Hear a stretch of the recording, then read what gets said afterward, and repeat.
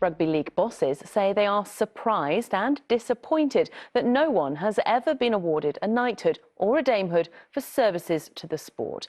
A spokesman complained that Rugby League has been poorly treated by the honours system, having gone its entire 130-year history without a gong. The Culture, Media and Sports Secretary, Lisa Nandy, has previously backed calls for Wigan legend Billy Boston to receive the sport's first ever knighthood. The next opportunity would be in the King's Birthday Honours list, which is due on Monday. Watch this space. Now the main stories in London. A murder investigation is underway after the fatal stabbing of a woman in Croydon.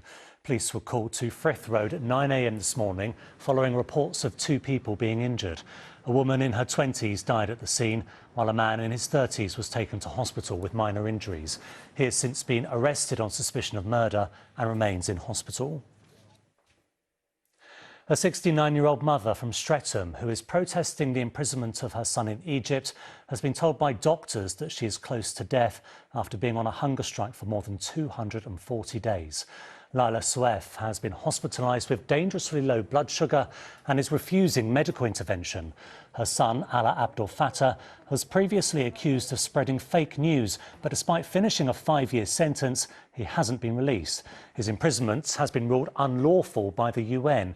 The UK government has insisted securing his release is a priority, but Laila's family say they are not acting fast enough. The V&A East Storehouse has opened its doors in Stratford's Queen Elizabeth Olympic Park, transforming part of the former 2012 Olympics Media Centre into one of London's most innovative cultural spaces. The purpose-built facility offers never-before-seen access to over 250,000 objects, 350,000 library books and 1,000 archives from the V&A's vast collections. We thought, OK, could we have a storage facility for the V&A which is also completely open to the public? And by open, I mean self-guided, free to access every day of the year. And that's what Storehouse is. It's where we look after our objects and work on our objects. It's 10 years in the making, so to see people actually moving around the space and getting to know Storehouse is just about the most exciting thing you can have in a museum context. Women's tennis is making an historic return to one of Britain's most iconic tournaments, and Londoners got a first look today at what's in store.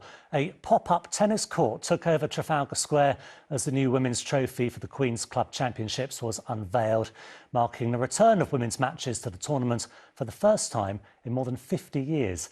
Daisy Bussell went down for a look. A new trophy for a new era of women's tennis. This summer, for the first time in 52 years, the women's tournament will return to the Queen's Club Championship. In those days, the draw sizes were much bigger, and actually having that combined tournament at the Queen's Club was just becoming too big, it was becoming too successful. So after the hiatus of 52 years, we've brought the women back to Queen's, the HSBC Championships, preceding the men, so we have back-to-back tournaments for both the women and the men. As you can see behind me, Trafalgar Square has been transformed into a huge tennis hub this morning, with veterans of the game and hopefuls of the future coming together to celebrate the return of women on the court at Queen's. Olga Morozova was the last women's singles champion at the West London Tennis Club back in 1973.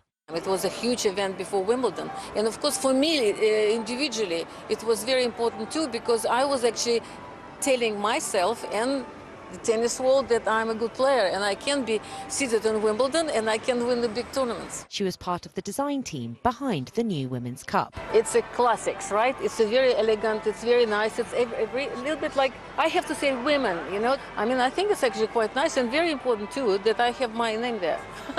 Her name and all those before her now etched into history. Meanwhile, the players of tomorrow have been brushing up on their serves and smashes with an eye on the future. I really enjoyed it because I never really played tennis before, but it was like a really good experience. We did quite a few new techniques. It kind of inspires like young girls to want to play tennis. It's really important that everyone has a chance to do what they love, and if they like tennis, they should pursue it. The women's tournament gets underway on the 9th of June, where the likes of Emma Raducanu and Katie Bolter will battle it out to be crowned the first queen of a new generation. Daisy Bussell, ITV News. Good afternoon, I'm Lee Milner. A murder investigation has been launched in South London after a woman in her 20s was stabbed to death in Croydon town centre. The Met Police say officers were called to Frith Street at 9 o'clock this morning. The victim, who has not been unnamed, died at the scene. A man in his 30s has been arrested on suspicion of murder. Hundreds of protesters have gathered in Peckham to have their voices heard regarding the future of the town centre. There's anger among many local residents about what the redevelopment of the Aylsham Centre will look like in the future. There'll be new homes, shops and businesses, but objectors say fewer affordable properties are in the plans than initially promised. Thomas McGill reports. Local residents in Peckham earlier feeling angry, let down and now determined to be heard. Today's protest is against the latest plans to redevelop the Aylsham shopping centre in the heart of Peckham. The proposals would see almost 900 homes in a series of towers, as high as 20 stories immediately behind this facade. Among them would be 77 affordable units, something campaigners say is completely unacceptable.